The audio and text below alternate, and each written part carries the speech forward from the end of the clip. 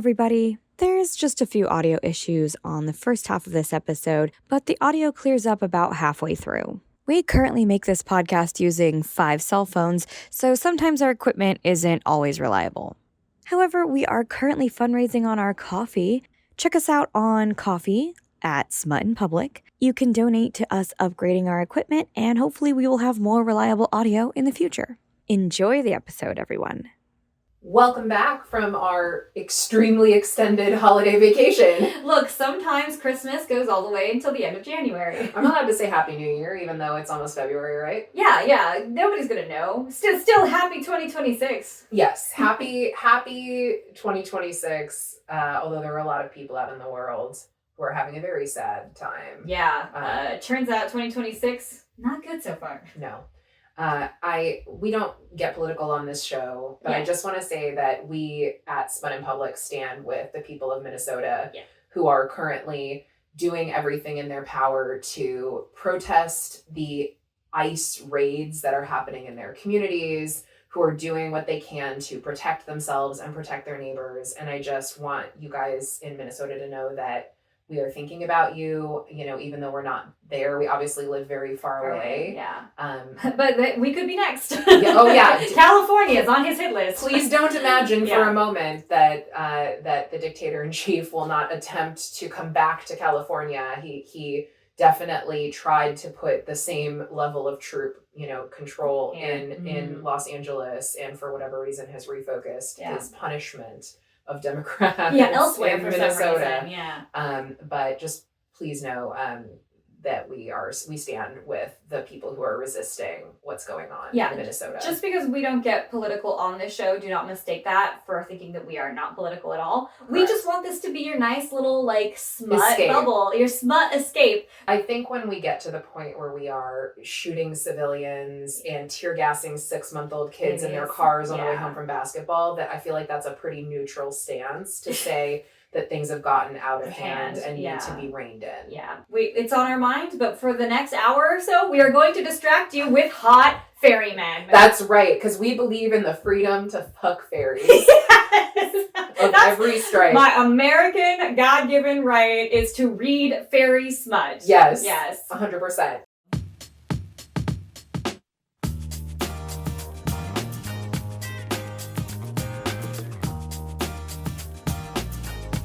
My name is Emmy. And my name is Megan. And this is Smut in Public. Smut in Public. Smut in Public. Where we bring you the most sulfurous. Woo, woo. I got a whiff of it. Woo. Yeah, kind of stinky.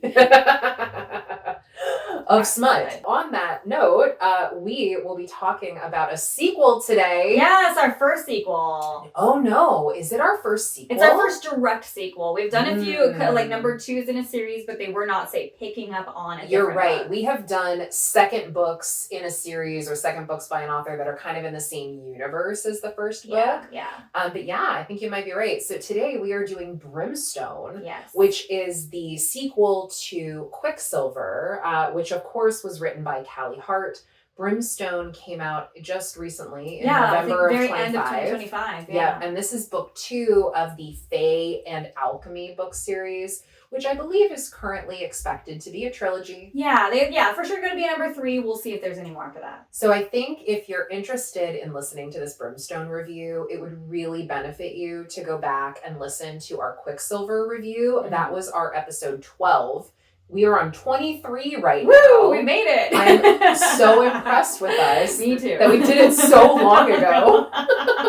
Yeah. It's been 6 months, or about 7 months since we started this podcast. Yeah, so. It is. The vibes for this book, this is a sequel. So you absolutely have to have read Quicksilver to enjoy this one. You understand that the vibes are, an epic romantasy. There are a lot of characters in this book, tons of side adventures that are going on, a lot of different locations. And we're actually, in this book, starting to get a lot more into the interesting magic system that Callie Hart is creating, both with Saeris' alchemy abilities, but then also Fae magic and other types of magic that exist in the world.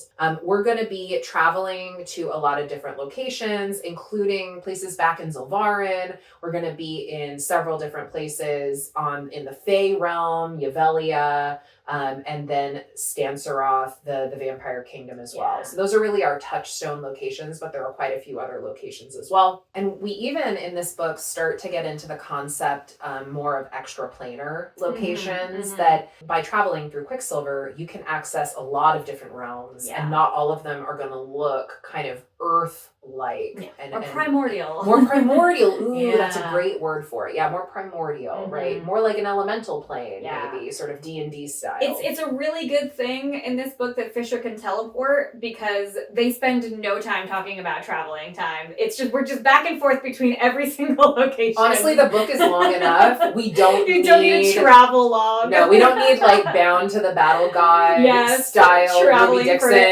For 80 pages. This isn't Lord of the Rings. Yeah, the journey isn't the point. We care about the destination. Yeah, exactly. Okay. Right, so the content tags for this book, there are a lot of mentions of vampires. I don't know. This is a real heavy vampire heavy book. So there's going to be a lot of blood drinking. There's going to be a lot of talking about, biting people or like some level of consensual harm. There's mentions of slavery and enslavement, and obviously there is some fantasy fighting as well. But there's no real major tone shift towards violence from the first one to the second one. So if you were okay with the first one, the second one's going to be right in the same alley. Now, the spice rating, though, for this one, we went up a chili. Ding, ding, ding. First one we said was like about 2 or 3. Which is really common for romantasy. They tend to be lower spice, higher plot, which is fine. For the amount of drive that Quicksilver was on that portion of it, Brimstone takes it up a fucking notch. Which I, for the record, really appreciated that it was horny. I instantly knew. I was like, there's no way Megan is going to have any problem with the chili amount on this one. I was definitely fine with it. The sort of the things that I heard when people were kind of upset about things about this book, there are a lot of people who said this book was too spicy. Oh, they've been reading Akatar and some other much drier books. Literally drier books. And so the sudden spicier tone shift for them was a bit like sort of jarring, it seemed like. I was okay with it because I honestly was like, look, we started at a high note at the end of Quicksilver. Don't dry us out so quickly. But yeah. Let's keep talking about the wetness or dryness of the book. I think that's going to really resonate. So anyway, we went with 3.5 chilies on this book. I respect that decision. And again, I probably read more smut than romance. I don't need there to be a lot of kissing. You're like, I don't need this much plot. Right to the point, baby. Fully accepted and ready. Love it. Moist, if you will. For the rainbow rating for this book, it's same thing. Still a 1. Still a 1. Nothing to talk about. No gay characters, but nothing anti-gay. So, all right, we'll take it. Before we begin, though, we kind of have to spoil the end of Quicksilver as you know, for it to make sense. We normally don't spoil the ends of books, but for you to understand anything of what we're talking about today, for those of you who didn't read the book and just want to hear us yak about it, we do have to talk about the end of Quicksilver. Yeah, so here is your spoiler warning. Yeah. We're going to not only spoil the end of Quicksilver, but then we're going to immediately go in and start spoiling big, significant portions of Brimstone. Yeah. We always try to hold back a few things from the current book that we're reviewing, but in order to talk about Brimstone at all, it's impossible for us to do that without telling you something. And honestly, also, Brimstone is so long, there's just some stuff we physically can't talk about. Yeah, we're like, oh, that's not important. It was fun, but we just there's can't whole talk side about character arcs that we're not going to be mentioning. Yeah.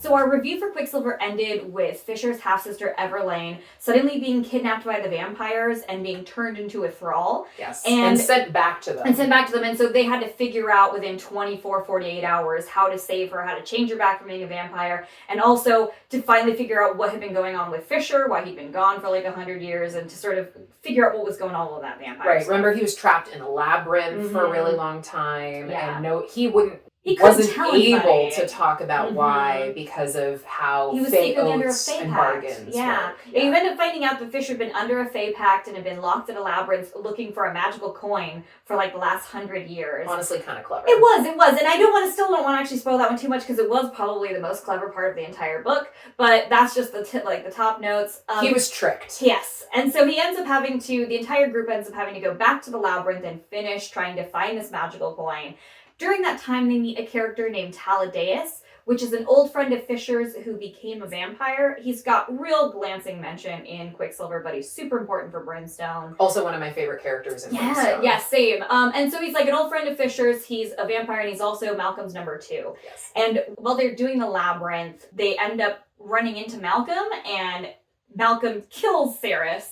And she ends up in sort of like the halfway world in between life and death, meets some gods. The gods decide to change her into a half vampire, half fae. We'll talk a little bit more about that later, and they send her back. We also get some reveals about my MVP, Carrion. Yeah. And we find out Carrion is not human. He's been under a glamour. He has been fae the entire book and had been hiding in Zilvarin because he is actually the rightful heir to the Fae throne that Bellicon stole from his ancestors. Yeah. And his family spirited him away and hid him in Zilvarin, hoping that that he could come of age and kind of come into his power in a safe, hidden location, and then maybe someday be able to make it back to Yavelia and claim his rightful throne. So really, we sort of end book 3 with knowing that Malcolm, Bellicon, and Madra are the triumvirate of evil. The evil siblings. In fact, they're not just allies, they are siblings. And they had kind of divided up these portions of the realm where Malcolm ruled the vampire kingdom, Bellicon ruled the Fae kingdom, and Madra kind of spirited herself away to rule the humans and sort of have her own little sandbox that she got to play in over in Zilvarin. Yeah. And really that this entire war between Fae and vampires, which is really central to the first book, is kind of a sham because Malcolm and Bellicon are on the same side. Oh yeah. They're like, we'll keep sending people to fight the vampires. Bread and circuses, basically, in order to keep people subjugated and distracted so that they can essentially rule their kingdoms forever. Yeah. But Malcolm is the villain of book 1 and dies at the end of book 1. Yes. Very importantly. When Saeris comes back to life now, a Fae vampire, she stabs Malcolm. A vampire, if you will. Vampire. Vampire.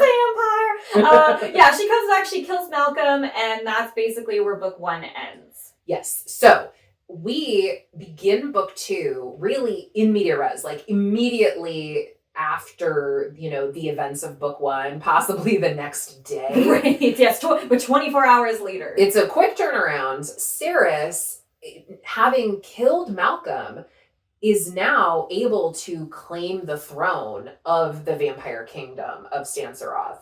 And so the very beginning of the book is actually happening in the vampire kingdom, where she is working with her allies to kind of cement her place as Queen of Vampires. Yeah. The beginning of the book has this quick little story about Fisher standing in the vampire castle, and he sees Onyx running across the Deadlands being pursued by a bunch of vampires. And he and Carrion get on a horse and they go out and they save Onyx, and it's a total foreshadowing of the adorable buddy cop kind of routine that they're going to be doing for a lot of the book. There's a lot of really strong Fisher Carrion content in this book.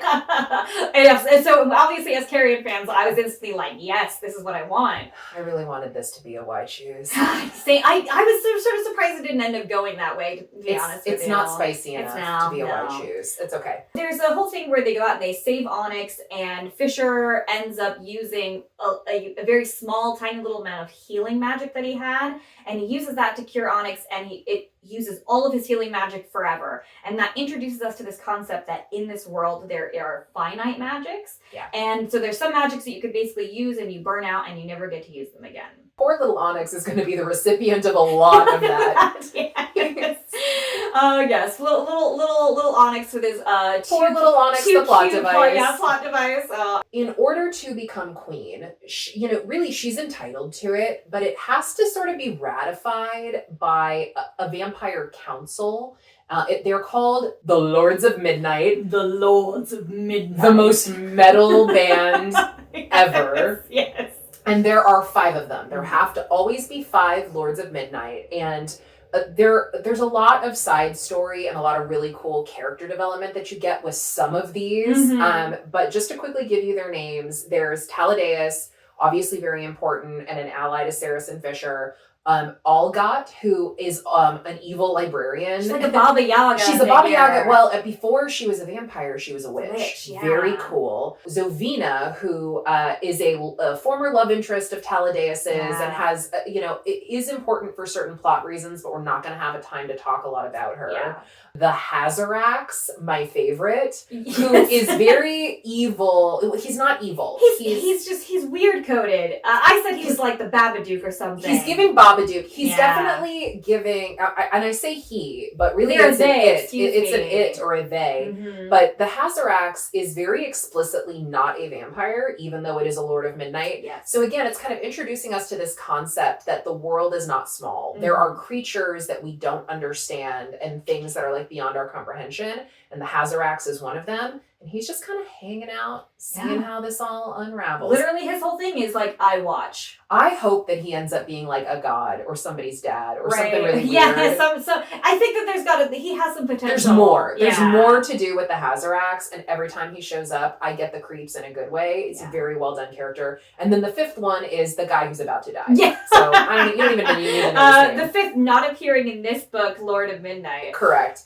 And just quickly, important reminder about Taladaius. He was a warrior of Fisher's back in the day, and he, like a lot of Fisher's warriors, was either was killed by vampires, or they were seduced by vampires or tricked by vampires. And so Taladaius kind of falls into that category where he is living as a vampire and in the vampire court, but it's clear that that's not been voluntary completely on his part, because with vampires there can be enslavement, there can be a lot of control, and especially when you are a sire, when you embrace other people as vampires, that gives you a huge amount of magical control over them and their behaviors. Mm-hmm. And so Taladaius, for this book, is now off the leash, but in book one, and part of the reason he was sort of part of Fisher's subjugation was because he was being controlled by Malcolm just as much as Malcolm Malcolm thought it was delightful. He's like, hey, remember your old best friend? Yes. Who he delighted in having someone that truly cared about Fisher be part of Fisher's torture. So Taladaius has an incredibly tragic backstory, and I love him. Taladaius. So to become queen, Saeris has to get approved by the 5 Lords of Midnight, and so she shows up to sort of her coronation, and the Lords of Midnight have got some questions for her. Yeah, they're like, we made a list. Yeah, we have some concerns. It seems like your mate has been at war with us for a really long time. And he killed somebody in the castle today. Yeah, he's kind of still actively murdering people. He's in fact standing in the corner growling at all of us with a sword. So we have some concerns about him, for starters. Well, he might have split loyalty. Yeah. Number 2, we notice that even though you're a vampire, you haven't actually drank any blood yet. Yeah, so you don't really count as a vampire yet. Yeah. So, and honestly, these were all fair points in my opinion. I couldn't disagree with any of them. Yeah, so she was like, oh, well, okay. I can't fix that I'm mated to Fisher, but I guess I can drink blood. And Fisher was like, you know what, I'll take one for the team. And as you recall from our first episode, turns out that blood drinking between Fae, it's more of a sex thing. Mm-hmm. And so there's this very... Good news for vampires, it's also a sex thing. It is, yes. And so there's this very sort of embarrassing scene where Saeris has to bite Fisher in front of everyone, and Fisher's like, he's like, it's so hot, oh god, what am I supposed to do? And he's just getting a real serious hard on. It's basically in front of everyone. It's like that nightmare you have where you show up to class and you have you're naked in front of class, or you have an erection in front of your class. That's kind of how exactly what happened read in this to me. case. I had very bad secondhand embarrassment. Right, but as soon as that's finished, she does a couple sips, and he's like tapping out. It's like, sweetie, no, not in front of everyone else. Not to completion, please. Yeah. So the Lords of Midnight are like, you know what? Good enough. Yeah. Good enough. As soon as she's queen, the first thing she does, using her magical power, which instructs all vampires, she tells them that the war is over. You're not allowed to attack any more of the Fae. You're not allowed to attack anyone who I consider my friend. And that's it. War over. However, 5 minutes later... vampires attack again. Yeah, very confusing to the poor Fae that are across the river. Right, extremely confusing.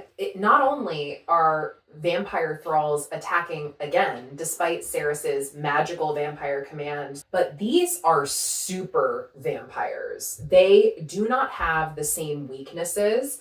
They are way harder to kill than regular vampire thralls. They can cross running water. They are immune, or at least very, very resistant to fire. Yeah. And their very touch seems to be corrupting and spreading this black rot to the people that they attack and to the land that they travel on. So these are very, very scary.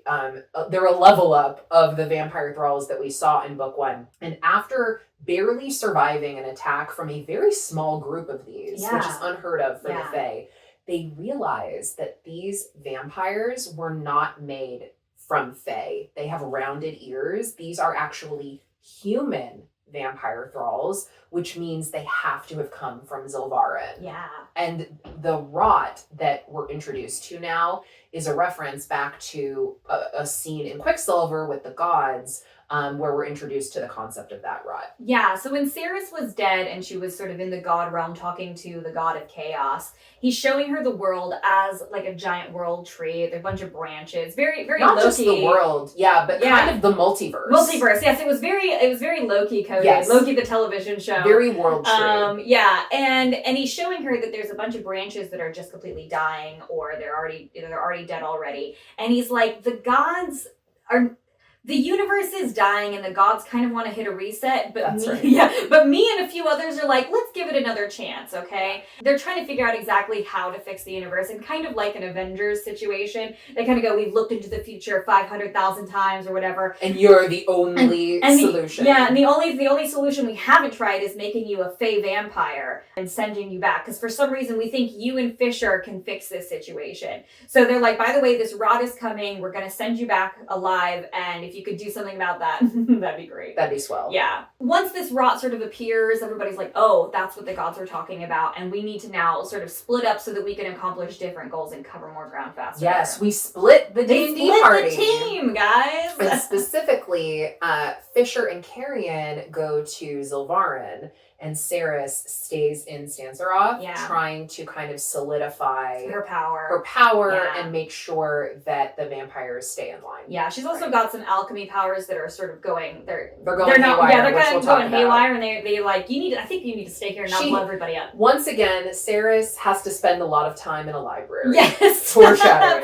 Covering things. But we're going to talk about Zilvarin first. So, the mission in Zilvarin has a few goals. Saeris really still wants someone to go rescue Hayden. Remember in book 1 when Fisher was supposed to go get Hayden? He comes back. He brings Fisher back. Yeah. So she'd like to send him back to the store to actually get the milk. She's like, remember when you promised me that you'd save my brother and then like you didn't? Correct. We're like married I'm now. calling that one in. So please go get my brother Hayden. They also need to get a really large quantity of silver metal because they are going to need to make thousands and thousands of talismans if they're, in any way going to be able to fight the war, if they're going to be able to travel through Quicksilver. And now, of course, that's not the war against vampires. Right. And also, if they can, to investigate the source of the super vampires. Yeah. Right? Figure out what the heck Mandra's doing. Somehow, despite that being the most important thing, it does kind of just sort of, they're like, oh, maybe we'll see if there's some vampires in Zilvarin or something. It's definitely the third most important goal. The world with 2 suns. I bet you there's vampires hanging out there somewhere. What an interesting point you've just made. Yeah. That for some reason Madra's making vampires in the land that literally with no the sun nighttime. never sets. Yeah. Questions. Good question. Anyway, so Fisher stands out like a sore thumb. Basically, like a Skarsgård, brother is walking around Morocco. Yes, or something. absolutely. Right. Again, it's a land with no nighttime and with 2 suns. Everyone is sunburned all the time. Yeah. Everyone has leathery skin, and Fisher's walking around like lily white. Yeah, Fisher's basically like dark hair, or something. not sun bleached. Like he's never seen the sun in his entire life. Yeah. He stands out, and so he's and his magic is weaker there. So he's having trouble with his glamour. And so keeping Fisher kind of hidden and off the radar poor Carrion is constantly like trying to manage Fisher through his hometown. Yes. And it's nice. You get to sort of see Carrion in his own element. It is right? nice to see Carrion get to go home, but as a different person, Yeah. and trying to interact and navigate his way. That was all very rewarding. There's a very cool high drama fight with a demon that turns out had been in Zilvarin for a while. It's like a scorpion demon. And we do get some cryptic hints about fighting the rot and about how things are going to kind of develop a little bit later in the book. Yeah, it was really interesting because we get introduced to Adina, who is Fisher's mother, and she was an oracle, according to... And she's mentioned in book she's mentioned one. sort of a little bit in book one, but you find out that she's an oracle. She is dead, by the way. Oh, yeah. Important. And when Fisher was a little kid, he remembers as he's meeting this demon, he's like, wait a second, my mom used to make me sing nursery rhymes about all the different, 12 demon lords and what their weaknesses were. Right? I had forgotten about that. That's definitely not a foreshadowing Go either. to sleep and don't die. You will fight, Scorpion Lord. Yeah, and so he recalls from that interaction with his mom that he needs to use fire or sunlight to defeat Joshin, the Scorpion Lord. Adina's oracular ability is a very important character. Yes, throughout this book. She feels you feel the presence of her as a character, which is actually quite lovely. Yeah, that his dead mom is reaching out from the grave. Yeah, yes. So I quite liked her as a deceased character throughout this story. a spirit that hovers over the text. So while they're in Zilvarin, we actually get to see more about Carrion's life. And specifically, there's sort of a drama that when he shows up back in Zilvarin, they're like, hey, your grandma, quote unquote, is dying and you need to go see her. And he actually is like, we got to go do this silver thing first. And by the time he comes back, it's too late and he's missed his opportunity to say goodbye to her. And so according to this whole thing of when Carrion had been brought to Zilvarin to sort of hide as the elf prince, I guess, he had been taken in by this family called the Swifts. And it was this long line of women that had been hiding him and taking care of him. For generations. For generations. They all pretended one after the other to be his mother, right? Or his grandmother or his sister. Yeah, and over the centuries, I think he said it was something like over 1,000 years, he's watched them all grow up, live, and then die. Yeah. And this is the last one, and she happens to die right as he returns to his homeland. Yeah. And it really felt like that moment of I can finally go home now because there's nothing left for me here in Zilvarin. And it was this really beautiful moment of he starts to cry and Fisher sees him and he doesn't poke fun at him or be man up or whatever. And he really just has this connecting moment of matureness between the two of them. It progresses their relationship in a way that's very narratively satisfying. Yeah. Genuinely, the kind of Fisher Carrion side quest, side quest, their half of the story in this part of the book is some of the best writing that I feel like Callie Hart does in this series. Yeah. They both truly grow as people and you see new things about both of the characters that make you care about both of them more, especially with Carrion. So up until this point, Carrion is so happy to be the role of comic relief, right? Kind of to be the fool, the idiot. But he's in this book, he's starting to acknowledge that he has to become Carrion the king. And so he's peeling away those pieces that aren't going to serve that part of him. And he's starting to learn more about what it means to have to be a king. And it's just really satisfying to watch him go through that journey. And Fisher doesn't get very much character growth in book one. And this is real awesome character growth that Fisher gets to experience. Mm-hmm. And his ability to change his opinion of Carrion I love that when characters can change their perspectives, because God, don't I wish more people could change their perspectives. Callie Hart definitely evolves their dynamic from two guys fighting over a girl to two men being friends and respecting each other. For each other's value and really seeing each other's value. Yeah. It's just wonderful. Their relationship is definitely, for me, the highlight of the book. Yeah, I think I might have cried during the Gracia, the kind of goodbye to Gracia. I did get choked up for this part. Once they finally get around to picking up Hayden, there has been a lot of propaganda going around since Saeris disappeared. And Madra has been spinning this story for everyone that Saeris was actually one of her secret agents and that she had been snitching on a bunch of people in the 13th. And so when they go to pick up Hayden, they're like, your sister sent us. And he's like, that bitch. Right. And so he's very combative initially. So it's very difficult for them to try to pick him up off the street because he starts like making a fuss. Yeah. And so they end up having to pull them into Elroy, Saeris's her old mentor's house. Yeah. The glass maker. Yes. Elroy. Yes. So Elroy gets a fascinating like NPC glow up, right? Like side character enhancement.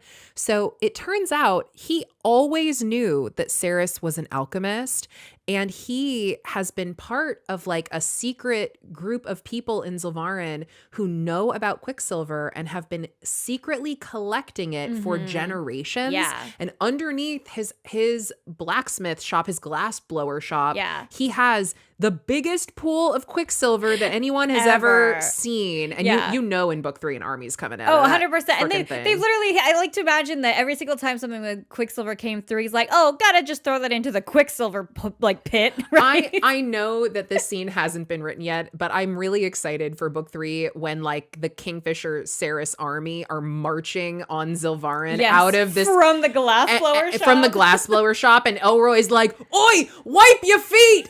Don't touch anything, you clods. Like he's just really angry at all the foot traffic in his shop. I'm excited for that angry old man energy that Elroy can bring. Yeah. And thankfully, now that there's a new Quicksilver pool in Zilvarin, Hayden, accompanied by Fisher and by Carrion, can make a quick escape without having to keep breaking into Madra's palace. Yes, because by the time they come through a third time, I was Security like, this is ridiculous. Tight. Right? Yeah. They keep getting shot at every time they walk out. Yeah. Yes. It also actually explains why in book 1, Saeris was hearing Quicksilver whispers so much.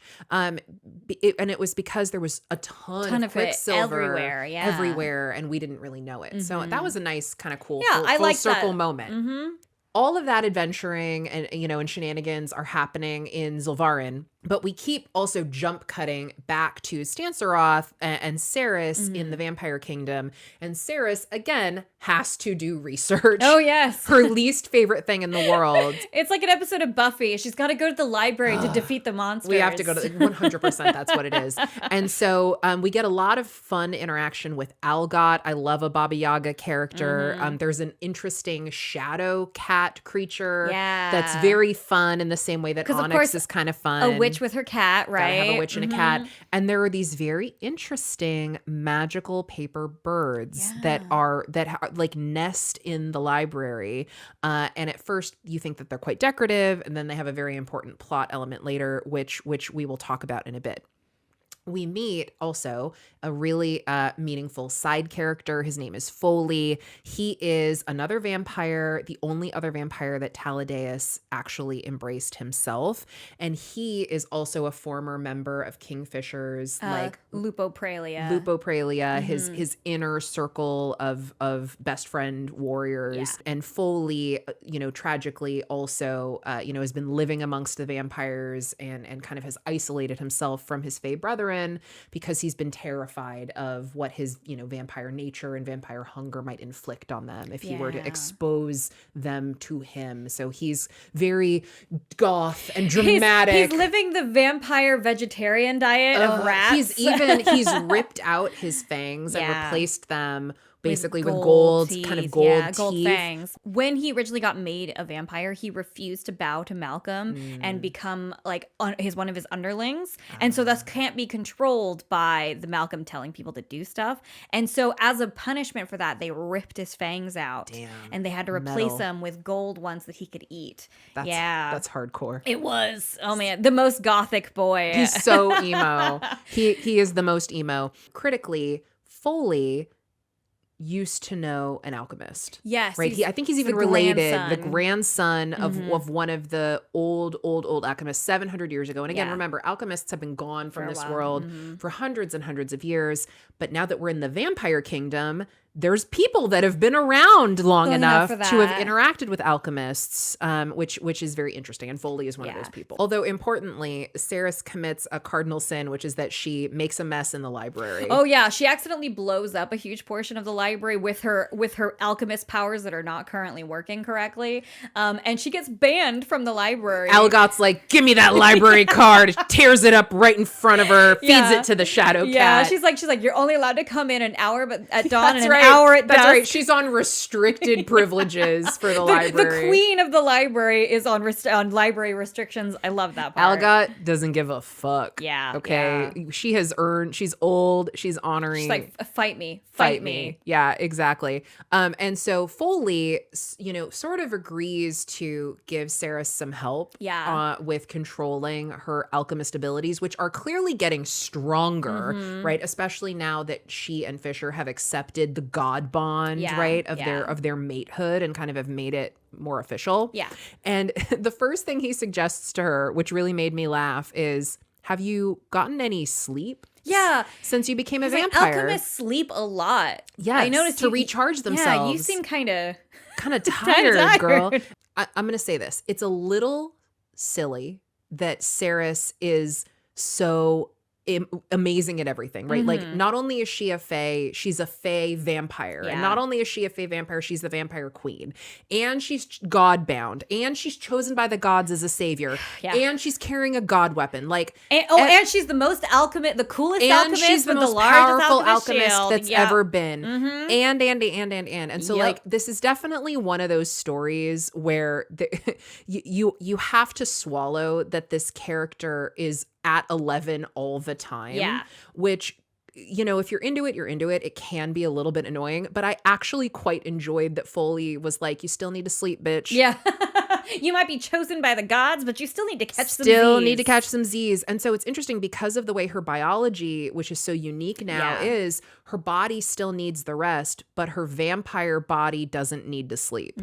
And so she kind of has to get herself into like a trance state in order to get any rest. And getting rest is going to be really critical for her being able to learn how to control her powers. And once she gets into her trance, we get our first spicy scene. Do you want to talk about it, Emmy? Yeah, when she finally manages... That isn't Fisher having a boner in front of a bunch of vampires, which barely counts. When Saeris finally falls asleep, she realizes that she's in some kind of a dreamscape that's like a cabin in the like snowy woods, and she sees Fisher with his shirt off. He's splitting logs. That's what it is. That's right. Yeah. And she's like, just kind of get a closer look. She's like, oh, this is nice. And then she realizes that like he acknowledges her. He's like, what are you doing here? What are you doing here? And she's like, and they realize that they're definitely in a dream together. And this is how we keep the Saeris Fisher relationship going while they're in literally different planes of the universe. Yes. And this may not have been the first spice scene now that I think of it in the book, but it definitely it's the most first memorable one. It was very memorable and it was controversial with the fan base, right? So didn't you mention that some people did not like that this happened? So there's a lot of dream sex for the first half of the book because, again, the characters they're not physically together. They're not anywhere near each other, but they wanted, obviously, Callie Hart, I think, wanted to keep up the spice level and also the romance. And so she sort of made this where they can trade information across the planes and also still have, some physical time, as it were. Some private time. Yeah, but it is a little bit like they're sleeping and they're fucking at the same time. And so they're not honestly getting all that much, what we would consider sleep, I guess. But there is some realism about it, though, because there's one part where she ends up like healing him, kind of a thing from in the dreams, and he wakes up healed. And there's also a part where after they have sex, they wake up on the other side and Carrion's like, why do you smell like Saeris? Why do you smell like you've been fucking Saeris? Yeah. Questions. I have questions. Yeah. So it's more than just psychological. It's like a metaphysical bond of some kind between their god bound it's mates. This liminal space that that they can kind of exist in, and they are really physically interacting at least partially. And it's for some reason it's Fisher's like their hunting cottage that he went to when he was a kid. That's like one of his favorite places. Memory of his. But it's even more cute because Onyx is there too. Other really important plot things that are happening related to Saeris and her training as an alchemist. The spirit of Fisher's mom, Adina, ends up communicating with Saeris through the essentially comatose body of Everlane. Adina directs Saeris to find a book of prophecies that Adina created before her death that is meant to guide Saeris through the turmoil that is to come. And so Saeris, has this conversation with Adina. It's very upsetting. It's very interesting. And one of the things that Adina says is, when you find the book, do not show it to Fisher. Mm-hmm. She is expressly clear. Do not show it to Fisher. So the obvious place for Saeris to look for a book like this is in the library. Mm-hmm. She's been in the library before. And actually the first time she went into the library, when the whole blow up with Algot and Foley happens, she gets very interested in these birds. Yeah, the paper birds. The paper birds. And there's even a bird kind of in that early scene that sort of dive bombs her. Yeah, and it's cuts her cheek, it cuts her chases face her out a of the little library. bit. Yeah, and and you get the feeling maybe in that first scene that it's just like a library guardian, or it's a really weird magical creature that's mercurial and is like doing its own thing. But she ends up with the body of one of these paper birds kind of in her pocket, and she forgets that it's there. That is going to be very important for later. Now, when she realizes she needs to look for a book of prophecies, the obvious place for her to go is back to the library. Mm-hmm. And long story short, as she's in the library, she ends up realizing that the paper birds are the book. And this is how the book stayed hidden, is because they were magically enchanted in this way to flit around and not reveal themselves as the book until Saeris's blood basically could be tested by. So that's why the birds are trying to attack her. Are you the girl I'm looking for? Exactly. And so now she had all the birds coalesce, they become the book, and now she has the book minus one page that she will remember later. Yeah. That was actually one of my favorite. That was the coolest magic, I think, in this entire book. Yeah. The book is a book of prophecy, but it's also got a bunch of instructions to Saeris about how to be an alchemist. Because back in the day when Adina was writing this, the books about alchemy still existed because Belicon did like a purge in the Fae Kingdom, and he got rid of all of them, so she didn't have access to them when she was there before. But Adina has written all the things that she needs to know about being an alchemist with a little bit of help from Foley. Yep. So between the book and Foley, Saeris is really starting to at least get her mastery of Quicksilver under control. Mm-hmm. And while she's reading the book, the first thing that she flips open and she sees that there's an instruction from Adina that says, do not show this book. In case you missed it the first time. Do not show this book to Fisher. And the first thing she does is go, I feel really bad about not showing Fisher a book written by his mom. Sweetie, I need you to see this book that was written by your mom. And luckily, he's like, and he turns to the second page, and the second page says, if Saeris is the woman that I think she is, she will have shown you this book. And that's lovely. I know you two are meant to be together, but sweetie, give the book back to Saeris and stop reading. Never look at this book again. I love you. Right? I chuckled. It was a very cute little message. I liked that. And so she takes a look. It's a book of prophecy. She's told never to skip ahead. Yes. And I think that's the moment where Saeris goes, okay, I will follow the book's instructions. I can't outsmart a dead oracle. I will do the choose your own adventure in the order in which it was intended. At least in Brimstone, we never see Saeris skip ahead to sections she's not supposed to. But it does feel like a thing that's going to come up. I feel like you got it at some point. But so she'll probably just skip ahead to a page and it'll be like, no, bitch.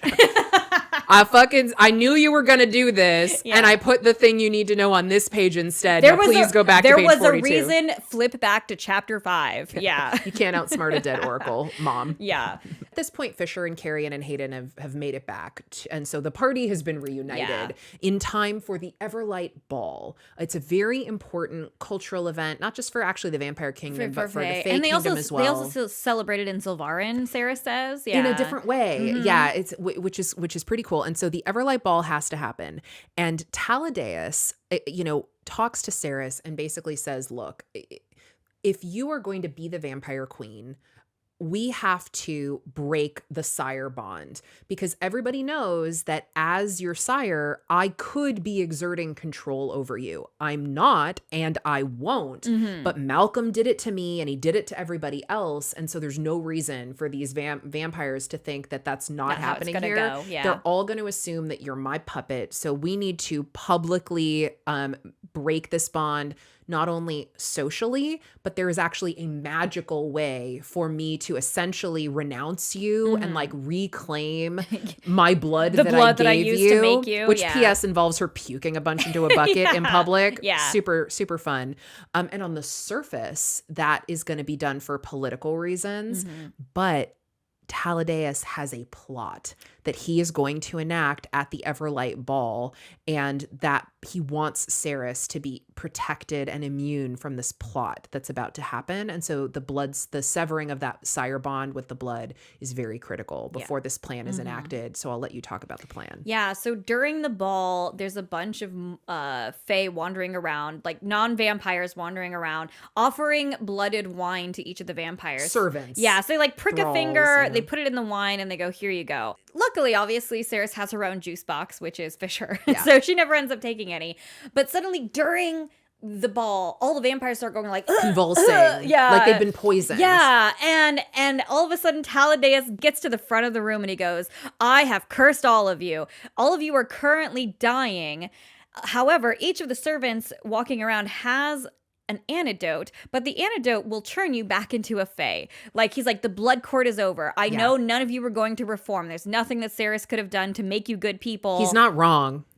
Honestly, clear, yeah. he's not wrong. He's not wrong. But he's decided that all of them are going to either die or go back to being a fae.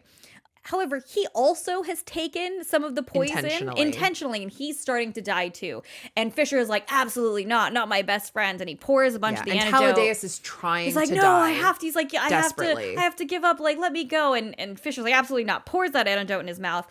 And then this sort of makes an issue. I was a little confused. I had to reread this portion multiple times. It was a slightly convoluted plot point. Yeah. But long story short, witch blood apparently is Kills quite vampires, deadly to yeah. vampires. Okay. But apparently there is a way for witches to make their blood deadly to vampires. Yeah. Ishabel, who is a witch that is sort of an ally in this big cast of characters, right? Yeah. That we're not talking about, but that are sort of circulating through these stories, worked with Taladaius because both of them effing hate vampires and want all vampires to die. Even though Taladaius himself is a vampire, he's he's a self-hating. He was ready to be like, I'm out, take me out. He had seen the worst of what vampire life was, right? He had been subjugated and forced to torture his best friend. He had all this guilt for all these terrible things that he'd been forced to do, as a servant of Malcolm's. He was ready to punch his clock out, right? So he worked with Ishabel to come up with this plot, and it involved covering him in these incredibly intense runes, and elaborate, powerful runes, this magic that basically turned all the blood that was being drunk into the witch's blood, right? Into this poison blood. Yeah. But it was such a powerful spell that the way that it was crafted, he was meant to die. Yeah, he was supposed to die to end the spell effect. To end the spell, but now that he was still alive, the spell effect began running amok and was effectively going to open a portal to hell. Yeah, and it set a realm. room on fire when they were like, they put him into the infirmary and they come back like an hour later and the infirmary is on fire. It's like a nuclear disaster is kind of happening on Taladaius' chest. Yeah, he's got like a portal like opening up in his chest. And so they're like, oh, how are we going to fix this? And they fix it by Saeris just walking up and going, Fiat fix. Plot done. With all the power that she's got. That she's got and all the abilities that she's gaining, she has the ability to break this rune or stop this from happening with some of the runes and powers that she's got on her hands. Again, power level 11. I actually had to go back and double check because I was like, how did that plot resolve? And I couldn't remember. And the reason why I couldn't remember is because it just ends. It just ends.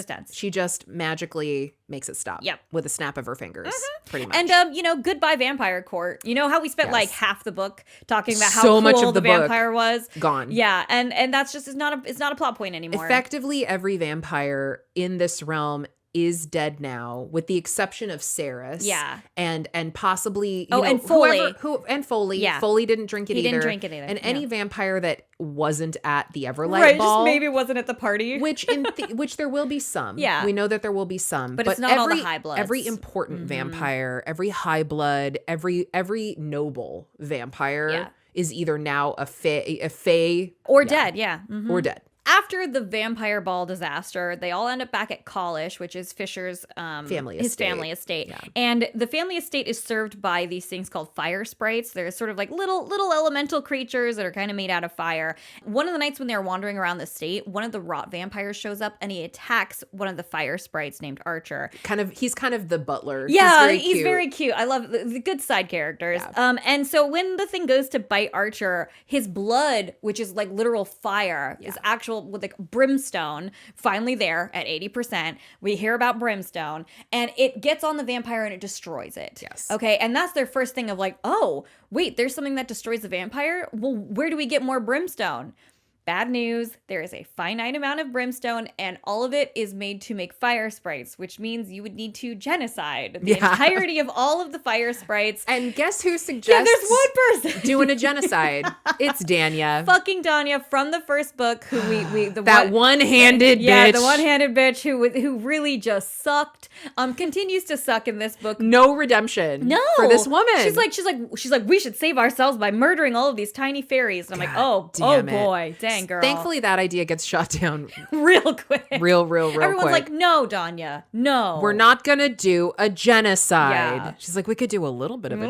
And then she's like, we could ask them if they want to genocide themselves. Yeah. No, we're not gonna ask them that either. Yeah, no, it gets she goes real quick, like, how about we do a lot of immoral things?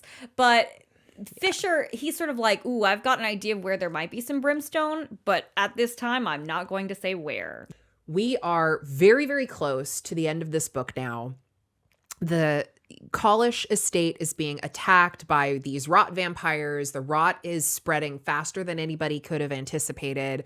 It's creeping up on the estate. The estate is about to be lost to the rot, basically. And so it is time to evacuate from Callish, which is really tragic for these characters because it's really home. It's been his home. It's where he grew up, and it's also been more or less a safe base of operations for them. Bellicon couldn't get there. Bellicon couldn't get there. I mean, it's kind they're of losing defunct home now. base. They're losing their home base, and so that's an emotional touchstone that's going away. So Fisher opens a shadow portal. They're going to evacuate to a kingdom of satyrs, right? Just a place that they're hoping is far enough away that the rot hasn't reached it yet. And everyone is kind of going through the portal, and Fisher and Onyx, Fisher has to be the last one, right? Through the portal. He's the one with the portals. Because he's the one with the portal power. So him and Onyx are about to be the last ones to go through, and we're seeing all the earlier characters, and they're carrying books, and they're trying to save stuff from the estate. And as soon as Saeris gets to the other side, she's immediately thrown into another massacre, right? Clearly the rot vampires have made it here also too. made it there. And they are, it's pandemonium. And at the end of all of that chaos, Saeris realizes that Fisher never came through the portal. Yeah. He never arrived at the evacuation point. Nor did Onyx.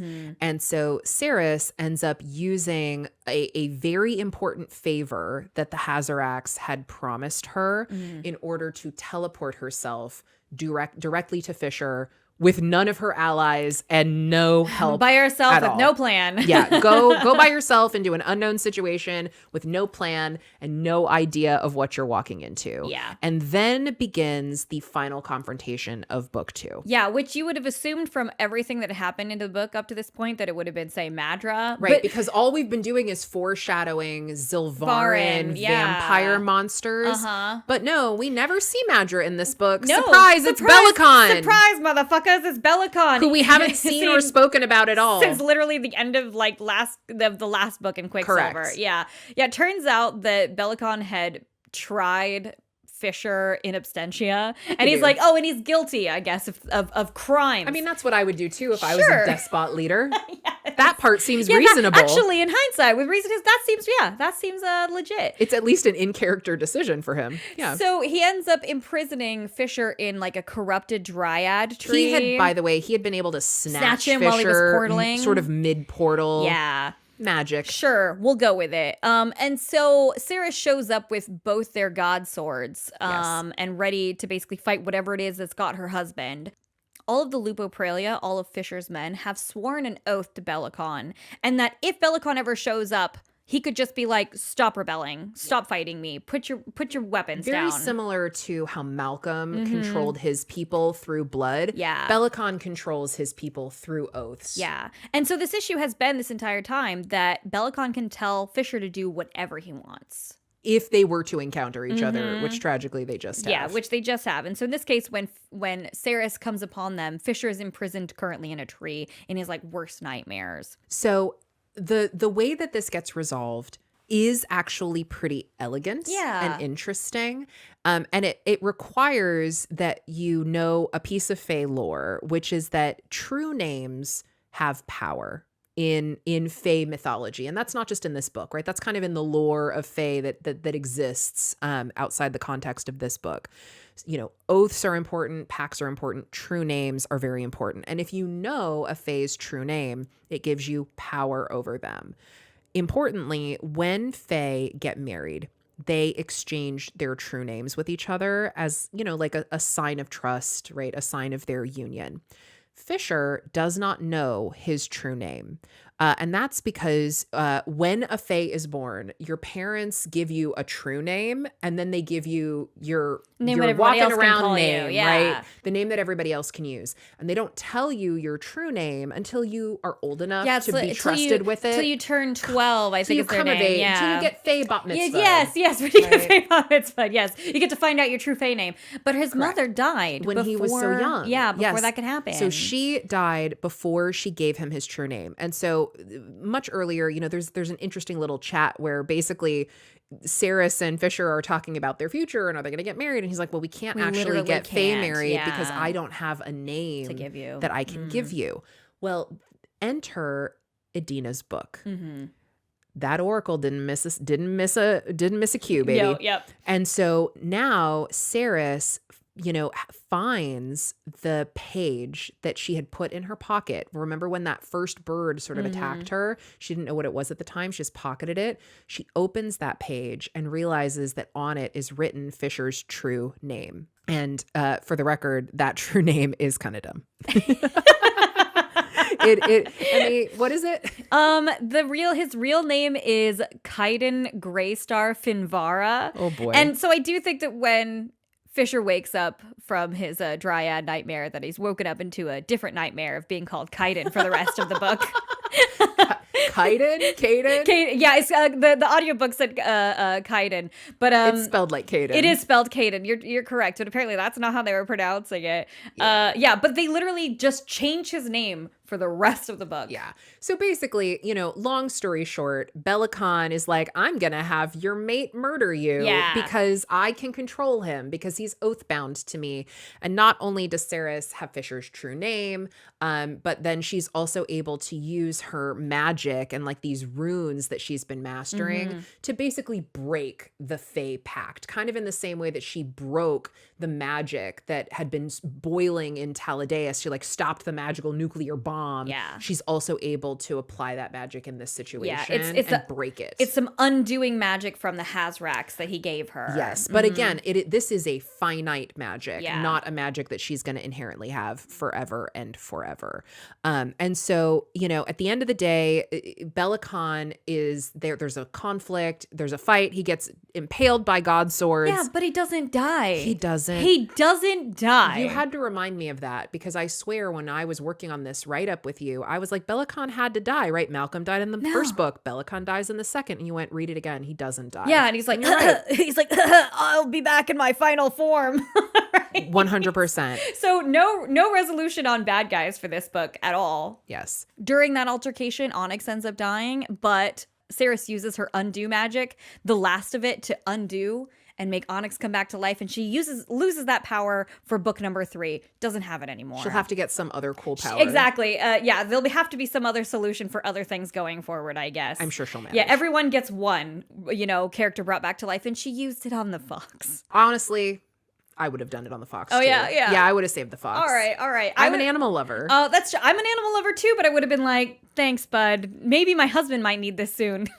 You're not wrong. You're not wrong. And yeah, I do think it would have been just fine plot-wise if Onyx had It died, died, and then yeah. she could go full like John Wick She could have gone John Wick on in Madra and book 3, Bellicon. right? Yeah. Be like, you killed my killed fucking fox. dog. Yeah. So Yeah. that would have been narratively satisfying.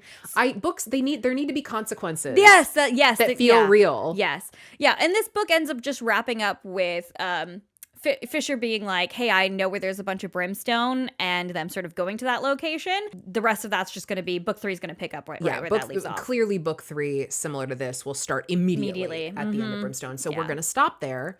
And we're not going to spoil anything else at the end of Brimstone, although we got that's very basically close right to the up end this there. time. Yeah. And we're going to talk a little bit about our postmortem on what we thought of the book. So what were some of your challenges with this book? My biggest one is that I feel like this book has no payoff. It's all, and I understand it's a number 2 of a trilogy. Yeah. Number 2 is supposed to set it up for a big dramatic conclusion. Something for number 3. However, we resolve nothing. Yeah. We didn't even kill one of the siblings. No, which of 3 siblings, you knock off one in number 1. You don't somehow knock off one in number 2, right? Yeah. So we're taking out, I guess, 2 next time, or maybe they're going to be together. Maybe Bellicon gets offed in the beginning. I don't know.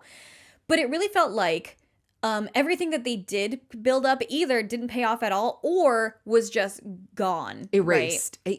It's so interesting with the blood court Yeah. topic. Part of me almost feels like it was really wasted. Yes. Because we could have spent a lot of the book in the politics of the blood court, and we got some of the politics. Like, we got enough that I was intrigued and interested. Same. But then a very sudden and shocking turn when the entire court is wiped off the game board. Rocks fall, everyone dies, none of it matters anymore. Which, again, I actually thought was cool. Sure. I just felt like, probably because the party was split and because we were jumping back and forth between these things, there wasn't enough development of the vampire politics. Like, you could read a whole book series about vampire politics. I feel there could have been more. I feel like me as a reader needed to have reached Taladaius's decision of none of these people can be saved. They're all just a waste. And I don't feel like that's where we were. Like, at that point, I would have been like, yeah, Taladaius, freaking go for it, right? Yes. But I was not there, and I don't think Saeris was there. I agree. I think it caught all of the characters other than Taladaius really, really unawares, and it also caught me unawares as a reader. Yeah. I didn't hate it.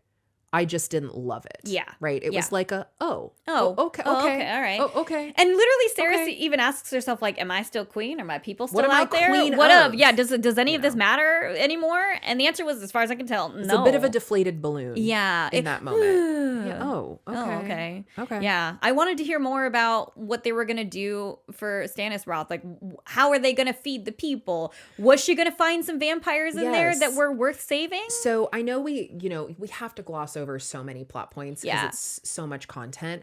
But there was so one of the 5 Lords of Midnight gets murdered by Fisher because he tries to attack Saeris, blah, blah, blah.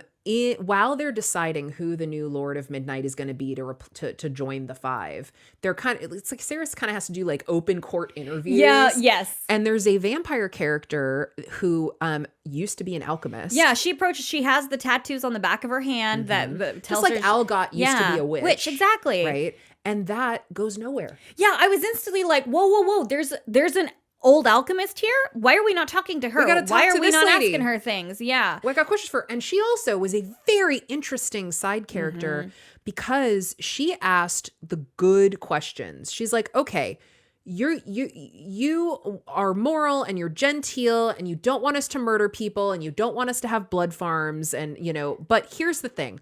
We drink blood. Yeah. So how are you going to feed your people? What are we going to eat? Yeah. We are going to starve. You cannot fundamentally change our nature. Which, to be honest, now that I'm dwelling in that moment, I kind of get why Taladaius was like, this is fundamentally corrupted. That you're all evil. There's no way to save this. Sure. I actually took it the other way of like, these are actually the things I wanted Saeris to spend time to figure out. Yeah. I was like, this is a book I'd be interested in reading. And then like 5 minutes later, you're like, that's not the book you're reading. I weirdly wanted her to get into the logistics of how she was going to try to morally rule a kingdom with this fundamental immoral thing Yeah. of we must consume the blood of others to live. And especially because a lot of them are victims themselves. She, Yes. like, she says that. So I Yes. guess now I get, maybe she's got a court of ex-vampires, but we won't know about that till, I guess, book 3. Yeah, Who till book knows? 3. But it was sad to me that the cool former alchemist vampire That sort of went seemed to go nowhere. Mhm. It would be interesting if she shows up again in book 3. Maybe. But I'm not holding out hope. Yeah. So another really big issue that I had, that it's actually, this was the This one. is one of those details Ooh, for you this where you're was- just like, wait a second. Yeah, when we figure out that there's the paper in Saeris' pocket, she doesn't read it to us, the readers. She just sort of goes, I read it and now I know what's on it. So you as a reader don't know what's on it. And I had been under the impression that because when they talked earlier in the book about how when Fae have marriages, they have to tell each other their secret name, right? And I instantly went, wait, doesn't that mean Adina knows Belacon's secret name? Because they got married, right? Good point. So I was like, why doesn't Adina just give Saeris Belacon's real name and be like, tell Brandon to go fuck off, right? Brandon Finvara Hedgemon III, right? Honestly, what if like the whole reason she agreed to marry Belacon in the first Was place to get his name. was to get his true name so that Saeris could use it in the future to defeat him later. right? Damn, missed opportunity. So when we get to that, and I thought that she was going to find Fisher's name elsewhere, because there's like a little scene where they're cleaning Fisher's mom's room, and there's a Kingfisher statue, Yes. and Archer the butler's like, no, don't touch the that. statue, don't break it. And in my mind, I'm like, I bet you Kingfisher's name is on that, and it's like, no, not that, Not that. That was the that trick. wasn't it either. You know what? Belacon did live, so there is still time. Maybe if we put this maybe out it's there, maybe it's in chapter 7. maybe Callie Hart is still writing the third book, needs some notes. and she can hear this idea. Yeah. We'd like to send you some notes, Callie. Yeah, so I was really angry actually when it ended up being Fisher's name instead of Belacon's, because I was like, what? Why do Why? that? Yeah. I mean, obviously we're gonna find out Fisher's name at some point once he said, "Oh, I don't know it." I was like, okay, it's out there somewhere, but I was not. I was expecting that to be a book 3 resolve, not a. I really like your idea Yeah. that she definitely knew Belacon's true name and could have given it to Saeris if she wanted to. I don't understand. That's why that's not where the plot Fascinating. went. That is a Yeah. very cool idea. Yeah. And like kind of the whole conflict with Belacon at the end is a little bit of a meh. Yeah, it's like an extra 100 pages in a very long book that I didn't need any of it. I don't think it made any sense. I don't feel like it agree. had enough. There was no build up. You're like, oh, Belacon's back, and you're like, oh, what? It had no place. Yeah. And it was very strange that he was somehow at the last minute a villain for book 2 when he hadn't been relevant the entire story. And then also, like, after they resolve that and bring Onyx back to life, the book then continues on for another long while they set up book 3. And I just was like, this is a weird. It ended weird on a bit of a whimper. It did. Yes. It should have ended at the portal, basically. It could have been tighter. Yeah. that ending And so bit. the ending really, it kind of confused me. It was all set up, no resolution. Yeah, and it goes back to, I just didn't feel like there was enough payoff in this book. Yeah. I completely understand that. That said, I really enjoyed the book. Okay.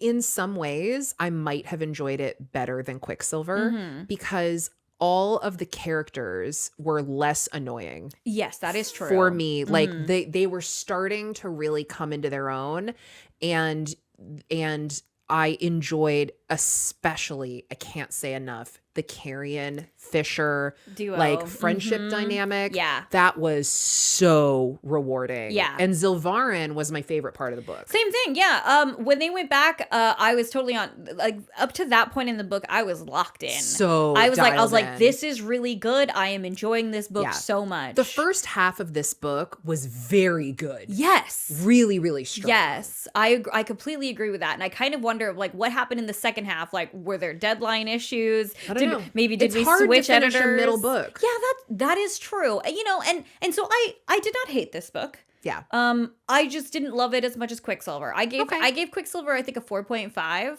And for Brimstone, it's like, for me, it's closer to a 3.5. It was like, it was okay. Okay. I didn't hate it, but I didn't love it. I really enjoyed the Adina's Birds journal situation. That was very clever, Yeah. very elegant. I had myself forgotten that she'd put a bird in her pocket. Yeah, until same. it was Until revealed it later, was relevant. Yeah. which means that it was a very well done like foreshadowing that was subtle enough. Yeah, and I of loved course that. you totally just think it's like cute little flavor text because of course the magical library has Magic birds. live birds in Why it not? made out of paper. No, I thought that I just really enjoyed that portion of it too. And then when it ends up that it's like that's the secret, I was like, oh, you got me good there. I also appreciated that the spice increased. Oh yes, From book one, which book again, two, yeah. I get it. It's not everybody's cup of tea.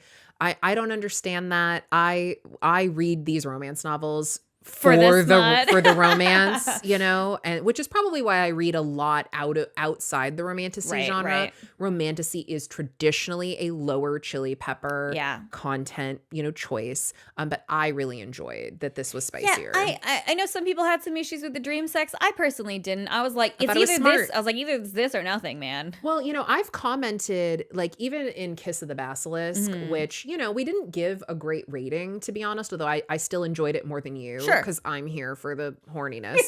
But there were moments in that book where I'm like, oh, I love that we're using self-pleasure as a way to keep it spicy. Oh, I love that we're using characters fantasizing about other characters to keep the spice to going. keep things spicy. Yeah. Like that's great that you can kind of let the characters do a slow burn, but I, the reader, don't have to do a slow burn. And so I appreciated the creativity of that. Yeah, I enjoyed it in this. I thought them also having to separate them for the entire book would have actually made me kind of sad because it would like have their been a bummer. dynamic is what we're here for. So I did enjoy that they got to spend more time together, even though their plots were taking place in completely different places. Yeah, I understand. So you already revealed your rating. You gave it a 3.5. Yeah. I think I gave it a 4. Okay. Which now that I think about it, I do think that's lower than what I gave Quicksilver. But as I was reading Brimstone, I remember thinking to myself, wow, I am more invested in this book right away than I was in Quicksilver right away. Okay. I'm really, really in it. And maybe that is because it was the second book. Right. I was going to say, had so skin in the you game. already knew who the characters were. You already knew who you liked. Yeah. I mean, I enjoyed reading this book for sure, like 75% of it. I was locked in, loved it, was really interested in where it was going. And just sort of by the end, I was kind of like, I don't feel like I can give you 4 stars for that. I agree that I don't think it ended as strong as it could. Yeah. But middle book's gonna Middle book's book. good, yeah. So I guess, we're just going to have to see. Let's see if it ends elegantly on book 3. I think she'll nail the landing. Yeah, I hope in so. book 3. I There's hope so. so much good stuff that Callie writes. Yeah. I have faith that there will be a lot of really good stuff that we love in book 3. Good. Which we're definitely going to do, read and yeah. probably review, Yeah, to be that's honest. true. Hopefully she comes out with it quick. Quick, like Quicksilver. Like Quicksilver. Well, in the meantime, we're going to go read some more Smut and we're going to report back. Yes, we are. Thanks, everybody. Thank you. Bye. Bye.